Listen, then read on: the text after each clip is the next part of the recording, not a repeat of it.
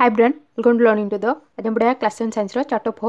Heat रे transfer of heat केमती transfer होची से विषय जानबा। You might have observed that a frying pan becomes hot when kept on a flame. तमे हते लक्ष्य करथिबो जेतेबेले अग्नि ऊपर निया ऊपर केतेबेले गोटे पैन बसची जेमति कि तावा बसची तो सेटा हीट हो जथवारो गरम होतवारो तमे लक्ष्य करथिबो। It is because the heat passes from the flame to the utensils. एटा ए कारण होची कि फ्लेम रो जो अग्निशिखा रोची सेतरे जो हीट रोचे ताप रोचे सेटा यूटेंसिल जहाँ भी बासन में बसौं से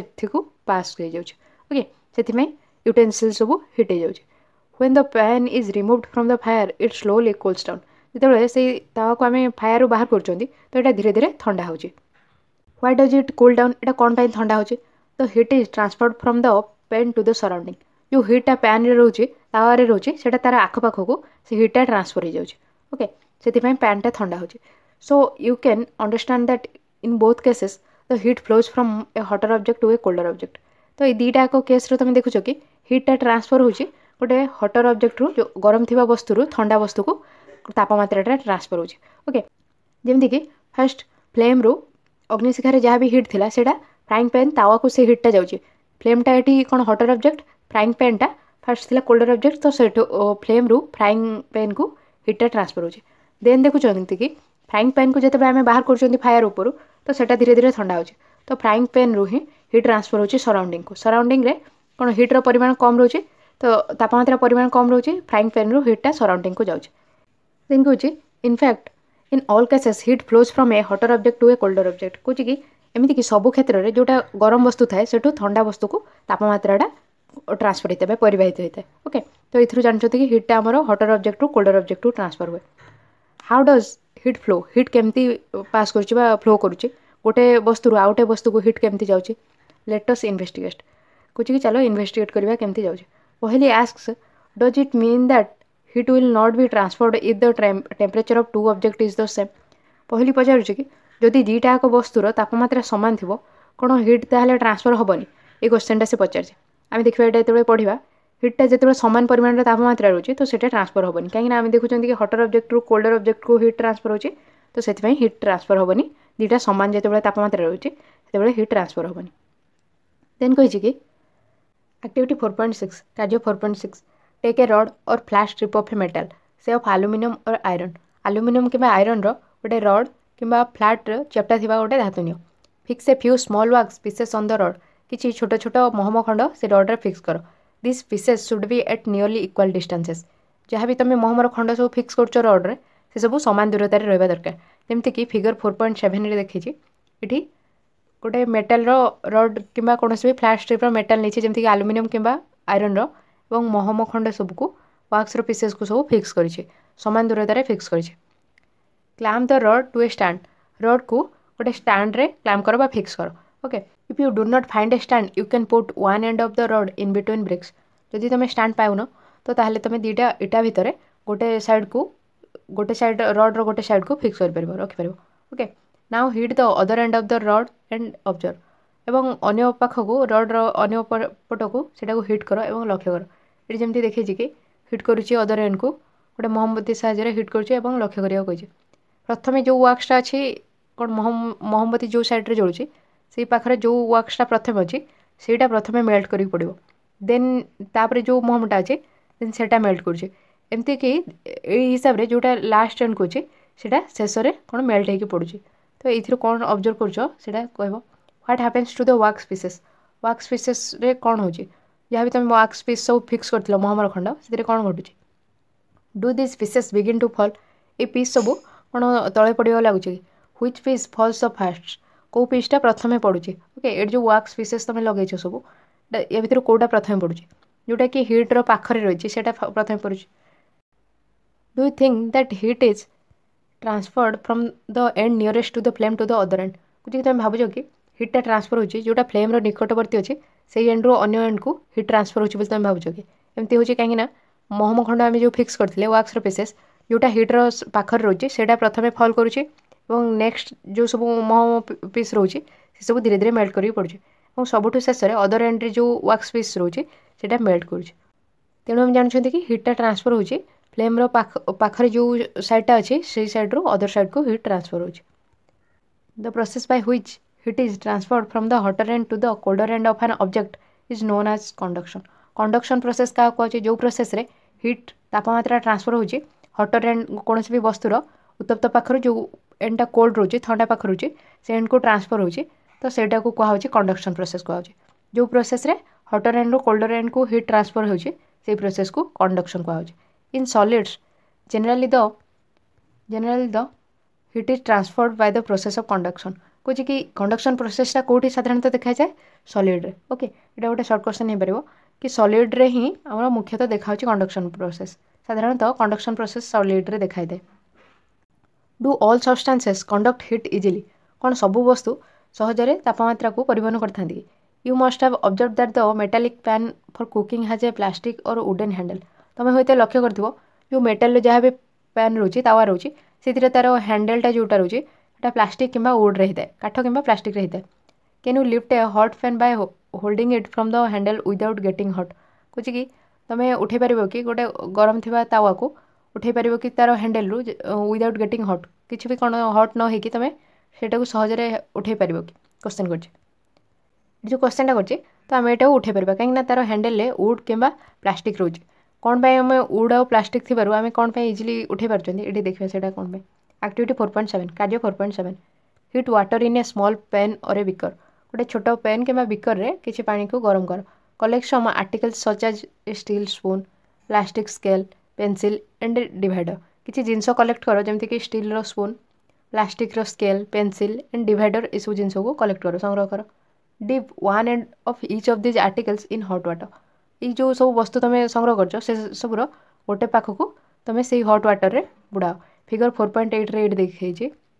सब जिन जहाँ तुम कलेक्ट कर गोटे बिकर कि पैन रे जो हॉट वाटर नहीं से गोटे साइड को बुड़ेबा कहे conduction of heat by different materials विभिन्न वस्तु द्वारा केमती हीट कंडक्शन होची परिवाहित होची से विषय रे देखा wait for a few minutes किछि मिनिट पे अपेक्षा कर टच द अदर एंड अन्य पाख को टच कर ये जो सब वस्तु नहीं तार गोटे एंड देखुं कि आम गोटे एंड हॉट वाटर भितर अच्छे गोटे एंड ये सब गोटे एंड हॉट वाटर भितर अच्छे किछि मिनिट रखला परे तार अन्य एंड को टच करिया कहे ओके अन्य पाख को टच करबा touch the other and enter your observation in table 4.3 ये टेबल 4.3 देछि से तुम कौन सब ऑब्जर्व कर से सब लिखो आर्टिकल जमीक कि स्टील स्पून देछि डिवाइडर जहाँ भी सब नहीं material with which the article is made of कौ जिनस जहाँ भी तुम आर्टिकल नहीं जिनस नहीं स्टील स्पून कौन तैयारी does the other and get hot yes और नो कुछ कि अन्य पार्श्वटा गरम हो कि ना स्टील स्पून एटा मेटाल नहीं तार अन्य पार्श्वटा हिट हो ओके एटा येस हो देन आम कौन कौन नहीं जमीक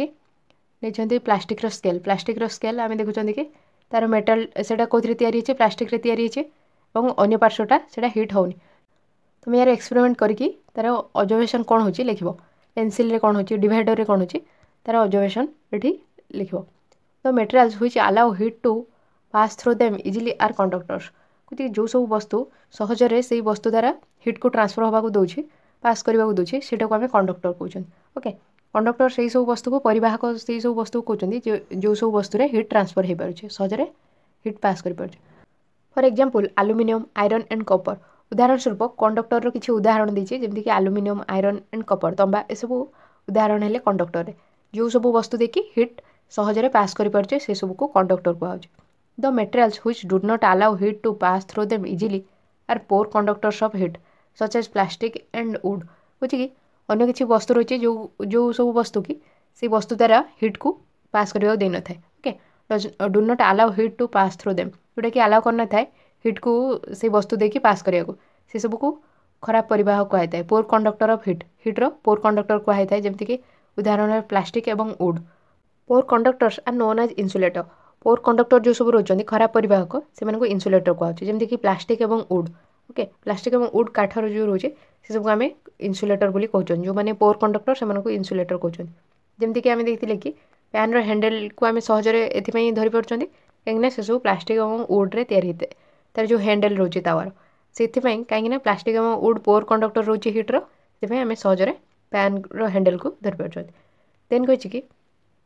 the water and air are poor conductors of heat water और एयर पोर कंडक्टर हिट्र खराब परिवाहक then how does the heat transfer take place in this substances ताहले ये सब जिनस हिट्र केमती ट्रांसफर होची लेट अस फाइंड आउट चलो एटा जानिबा कहीं आमे मध्य खरा दिन हमको गरम लागुची और वाटर देखुं कि पानी जो आम गरम कर वाटर बॉयल होचे एटा केमती गरम होची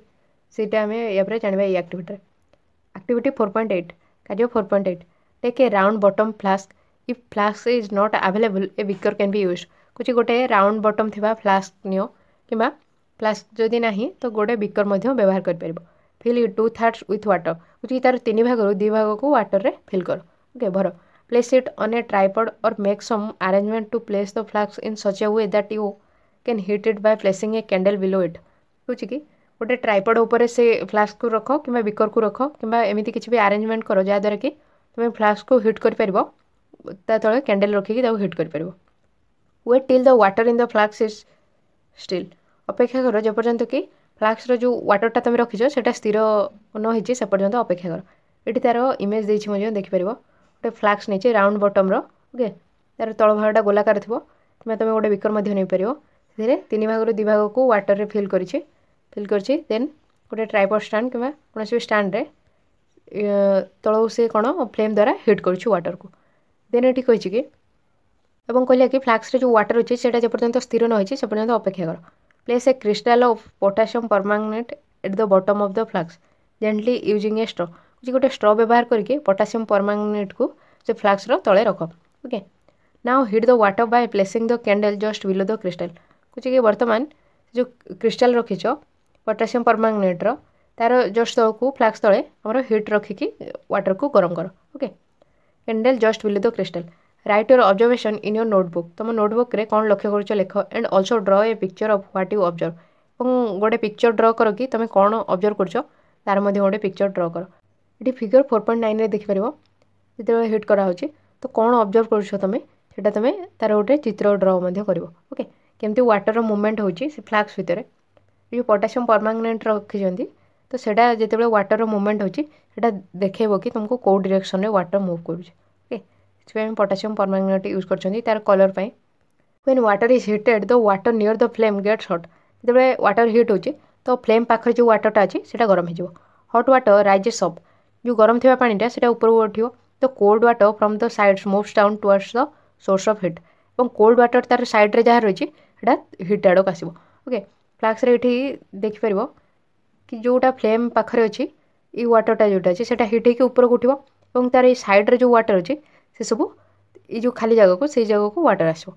और पुणी जो ये जगह को ये सब वाटर आसी तो ये जो पुणी हिट हम से वाटर ऊपर को जीव साइड्रे जो वाटर थो से सब तौक आसिक हिट हम ये प्रोसेसटा चलो तुम लक्ष्य कर ओके ऑब्जर्व कर this water also gets hot and rises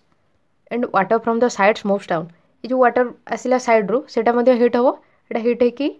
ऊपर को उठो जो वाटर साइड्रु आसे सब हिट हम हिट होकर पुणी ऊपर को उठो पुणी साइड्रु जहाँ भी वाटर थो से तौक आसो ओके ये प्रोसेसटा चलो जेपर्यंत कि पूरा वाटरटा पूरा जहाँ भी वाटर रही बॉयल न होती से पर्यंत ये प्रोसेसटा चलो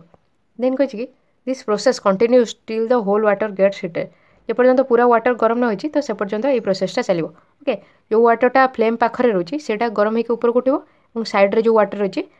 से जो वाटर थिला ऊपर को उठिला जो वाटरटा से जगह पूरण करने तार साइड्रु जो वाटर अच्छे से सब आसो फ्लेम निकटवर्ती जगह को आसो पुणी ये जो साइड्रु वाटर आसला ये हिट हम हिट होकर पुणी ऊपर को उठो और साइड्रु ये जगह जहाँ भी वाटर अच्छे से सब पुणी तौक आसो ये प्रोसेसटा से पर्यंत चलो जेपर्यंत कि फ्लास्क पूरा जहाँ भी वाटर अच्छे गरम न होगा पर्यंत ये प्रोसेस चलो